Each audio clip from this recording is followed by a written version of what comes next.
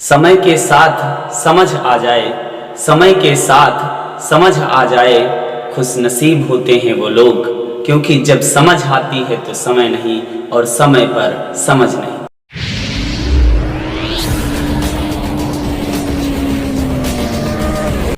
तो दोस्तों चलिए आज की वीडियो में हम बात करने वाले हैं कि स्ट्रक्चर ऑफ पोलन ग्रेन या स्ट्रक्चर ऑफ माइक्रोस्पोर या स्ट्रक्चर ऑफ मेल गैमेट।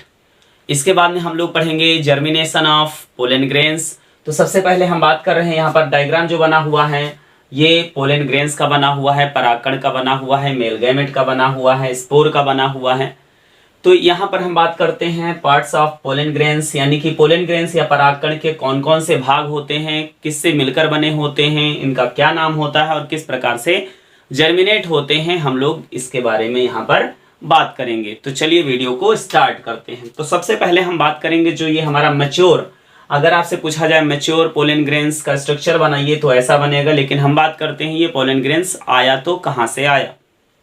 तो यहाँ पर हम बात करेंगे कि इसके पहले यहाँ पर आप देख रहे होंगे कि हमने कहा था कि जो पोलन ग्रेन्स होता है ये कहाँ से बनते हैं, हमारे पोलन सैक में बनते हैं, या जिसको हम माइक्रोस्पोरेंजियम कहते हैं। तो अगर हम स्ट्रक्चर की बात करें तो आपको ये ऐसा दिख रहा होगा, ये इसको हम लोग क्या कहते हैं, इसको हम लोग एंथर कहते हैं या परागकोश कहते हैं। तो यहाँ पर आप देख रहे होंगे ये स्ट्रक्चर में हम लोगों ने ऐसे सीखा था। अब यहाँ पर क्या हो जाएगा, यहाँ पर हम देखेंगे कि इसको मैच्योर करना है। तो मैच्योर करने के लिए हम लोग क्या करेंगे, इसे ब्रस्ट करना पड़ेगा, फटना पड़ेगा। तो ये देखिए ये हो जाएगा एपिडर्मिस। क्या हो जाएगा, एपिडर्मिस। अब इसका मुंह खुल चुका है, मतलब ये फट चुका है। तो सबसे जो नीचे वाली जो परत होगी यहाँ पर आपका हो जाएगा, जैसे इसको हमने एपिडर्मिस कहा, क्या कहा, एपिडर्मिस कहा, तो ये वाली क्या हो जाएगी, एंडोथीसियम हो जाएगी। और इसी के बाद में हमारी मिडिल मेम्ब्रेन हो जाएगी। क्या हो जाएगी, मिडिल मेम्ब्रेन हो जाएगी।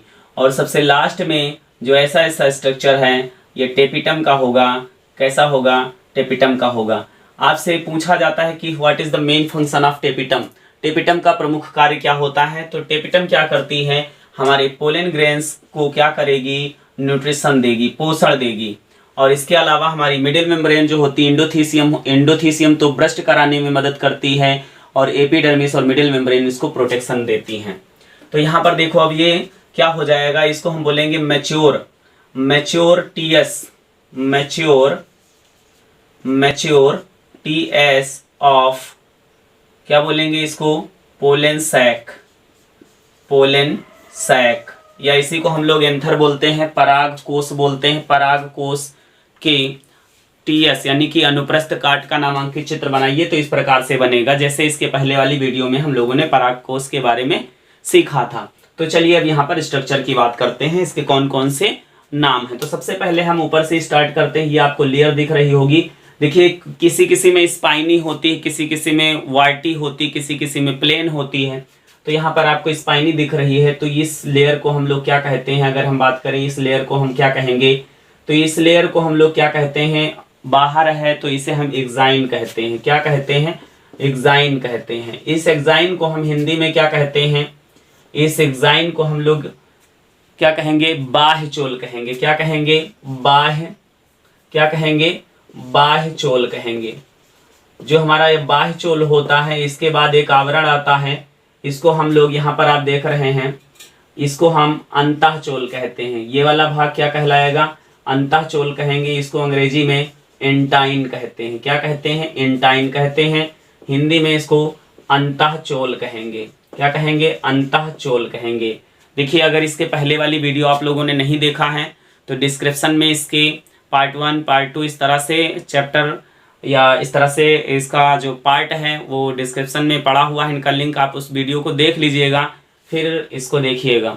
तो इसके बाद में अब हम बात करेंगे, ये जो सेल आपको दिख रही है ये वेजिटेटिव सेल है। कैसी सेल है, वेजिटेटिव, वेजिटेटिव सेल है। वेजिटेटिव सेल का मतलब होता है कि ये जनन में भाग नहीं लेंगी। वेजिटेटिव सेल जो है वो जनन में भाग नहीं लेंगी। ये यहाँ पर जो आपको स्ट्रक्चर दिख रहा है इसको हम क्या कहते हैं, वैक्यूल कहते हैं। क्या कहते हैं, वैक्यूल कहते हैं। वैक्यूल का मतलब हो जाता है रिक्तिका। क्या हो जाएगा? रिक्तिका। क्या हो जाता है? रिक्तिका। उसके बाद में यहाँ पर आप देख रहे हैं कि ये केंद्रक है और ये केंद्रक है, तो ये वाला जो केंद्रक हो जाता है इसको केंद्र, कौन सा केंद्रक कहते हैं? वेजिटेटिव। क्या कहेंगे? वेजिटेटिव न्यूक्लियस कहते हैं। वेजिटेटिव न्यूक्लियस, या इसी को हम लोग क्या कहते हैं? वेजिटेटिव गैमेट कहते हैं। क्या कहते हैं? वेजिटेटिव गैमेट कहते हैं।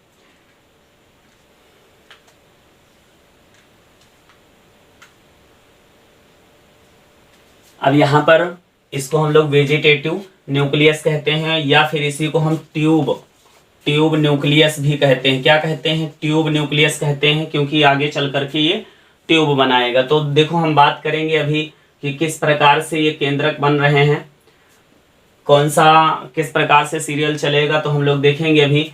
ये वाला जो आपको केंद्रक दिख रहा है इसको हम लोग क्या कहते हैं? इसको क्या कहेंगे? जेनरेटिव। क्या कहेंगे? जेनरेटिव न्यूक्लियस कहते हैं इसको। न्यूक्लियस, जेनरेटिव न्यूक्लियस कहते हैं। तो इस प्रकार से structure of pollen grains complete होता है। अब हम बात करेंगे कि पोलन ग्रेन्स जो होगा वो किस प्रकार से जर्मिनेट होता है। तो यहाँ पर हम बात करेंगे,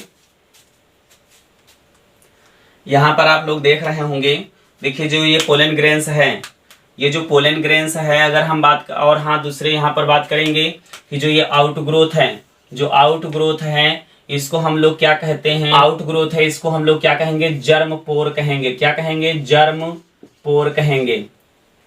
ठीक है, तो चलिए हम लोग बात करते हैं कि ये देखिए ये हो गया एंटाइन। क्या हुआ? एंटाइन हो गया। और इस एंटाइन में केंद्रक कितना है? एक केंद्रक है। कितना केंद्रक है? एक केंद्रक है। अब यहाँ पर हम बात करेंगे इसके जो बाहर वाली जो परत है, इसके जो बाहर वाली परत है उसको हम क्या कहते हैं? एक्साइन कहते हैं। तो देखिए जो ये एक्साइन होता है, जो ये एक्साइन होता है और ये एंटाइन होता है। क्या होता है? एंटाइन होता है। और कहीं कहीं पर ये जो होगी ये आउटग्रोथ ऐसे निकली होती है और ये एक्साइन इसके ऊपर नहीं बनी होती है। तो इसको हम लोग क्या कहते हैं? जर्म ट्यूब कहते हैं। क्या कहते हैं? जर्म ट्यूब कहते हैं। जो जर्म ट्यूब होता है, तो ये स्ट्रक्चर की बात होती है। अब हम बात करेंगे होगा क्या। देखिए जब यहाँ पर इसका पॉलिनेशन हो जाता है, जब यहाँ पर पॉलिनेशन हो जाता है, पॉलिनेशन हम लोग अगली वीडियो में पढ़ेंगे। तो जब पॉलिनेशन हो जाता है तो यहाँ पर जो वर्तिकाग्र होती है, जो वर्तिकाग्र होती है इस पर शर्करा क्या हो जाती है? शर्करा होती है। और ये परागकण जब गिरे तो यहाँ पे शर्करा मिल जाती है और जल ये क्या करता है? अब्जॉर्ब हो जाता है। जब अब्जॉर्ब हो जाता है तो देखो यहाँ पर जो एंटाइन लेयर होती है ये पेक्टिन और सेलुलोज की बनी होती है। जो एंटाइन लेयर होती है किसकी बनी होती है? पेक्टिन और सेलुलोज की बनी होती है। लेकिन जो एक्साइन लेयर होती है, जो एक्साइन लेयर होती है ये सबसे पूरे संसार में पाया जाने वाला सबसे रेजिस्टेंट जो पदार्थ होता है उसे हम क्या कहते हैं? यहाँ पर क्या कहेंगे? स्पोरोपोलेनिन।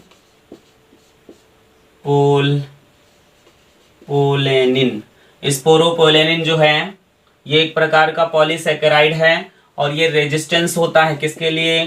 टेम्परेचर के लिए। और इस पर कोई भी प्रकार का एसिड और कोई भी प्रकार का बेस इस पर काम नहीं करता है, अभी नहीं ज्ञात किया जा चुका है, इसीलिए इसमें रेजिस्टेंसी पाई जाती है।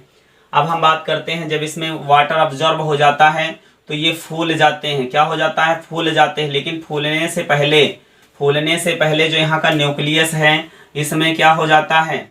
फूलने से पहले क्या हो जाएगा? इसमें यहाँ पर इसका जो केंद्रक है क्या हो जाएगा? समसूत्री विभाजन द्वारा दो भागों में बट जाएगा। क्या हो जाएगा? समसूत्री विभाजन द्वारा दो भागों में बट जाएगा। और जो ये बड़ा वाला केंद्रक होगा इसी को हम लोग क्या कहेंगे? वेजिटेटिव कहेंगे, वेजिटेटिव न्यूक्लियस कहेंगे। और जो यहाँ पर ऐसा दिखेगा उसी को हम क्या कहते हैं? जेनरेटिव न्यूक्लियस कहते हैं। क्या कहते हैं? जेनरेटिव न्यूक्लियस कहते हैं। अगले स्टेप में देखेंगे जो यहाँ पर आपको दिख रहा है जो यहाँ पर एंटाइन लेयर है, देखिए यहाँ पर आउटग्रोथ निकला। क्यों आउटग्रोथ निकला? कहाँ से निकलता है। देखिए जर्मपोर किसी किसी में 13-20 से भी अधिक होते हैं, किसी में 2-4 होते, किसी में 1 भी होते हैं। तो यहाँ पर जहाँ पर एक्साइन की लेयर कम होती है या जर्मपोर बने होते हैं, तो यहाँ पर एंटाइन में क्या हो जाता है, वाटर अब्जॉर्ब हो जाता है, शर्करा अब्जॉर्ब हो जाती है और ये फूल जाती है। फूलने से क्या हो जाता है, इसका द्रव्य बाहर निकलने की कोशिश करता है और क्या बनता है, जर्म ट्यूब बनता है। क्या बनता है, जर्म ट्यूब बनने लगता है। और ये जो जर्म ट्यूब होता है अब शुरू हो जाता है।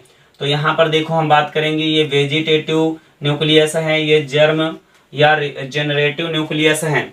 अब देखो यहाँ पर हम बात करेंगे कि जो हमारा वेजिटेटिव न्यूक्लियस है, अगर हम बात करें परागकण है, इसका जर्म ट्यूब जो बना हुआ है। अब यहाँ पर हम बात करेंगे कि जो यहाँ पर मेल गैमेट था, ये वाला जेनरेटिव जो मेल न्यूक्लियस था, ये आगे चल करके फिर क्या होगा, दो भागों में बट जाएगा समसूत्री विभाजन द्वारा। और ये जो आपको दिख रहा है, ये क्या हो जाएगा, वेजिटेटिव न्यूक्लियस हो जाएगा और ये जेनरेटिव न्यूक्लियस हो जाएंगे। अब यहाँ पर इस ट्यूब जो बनती जा रही है, तो ये वेजिटेटिव न्यूक्लियस आगे चलेगा और दोनों जो मेल गैमेट्स होंगे या मेल रिप्रोडक्टिव न्यूक्लियस होंगे, ये पीछे की तरफ चलेंगे। तो इस प्रकार से यहाँ पर क्या हो जाता है, पोलन ग्रेन्स का जर्मिनेशन हो जाता है। और उसके बाद में जब ये एग सेल से मिलेगा तो उसको हम लोग क्या कहते हैं, फर्टिलाइजेशन कहते हैं। क्या कहते हैं, फर्टिलाइजेशन कहते हैं। तो अगली वीडियो में हम लोगों को क्या पढ़ना है, अगली वीडियो में हम लोग पढ़ेंगे पॉलिनेशन। क्या पढ़ेंगे, पॉलिनेशन एंड फर्टिलाइजेशन। क्या पढ़ेंगे, फर्टिलाइजेशन पढ़ेंगे। तो आप लोगों को ये वीडियो कैसी लगी, आप अपनी राय जरूर दें। वीडियो को पूरा देखने के लिए बहुत बहुत धन्यवाद। फिर मिलते हैं एक नई जानकारी के साथ, तब तक के लिए बाय बाय।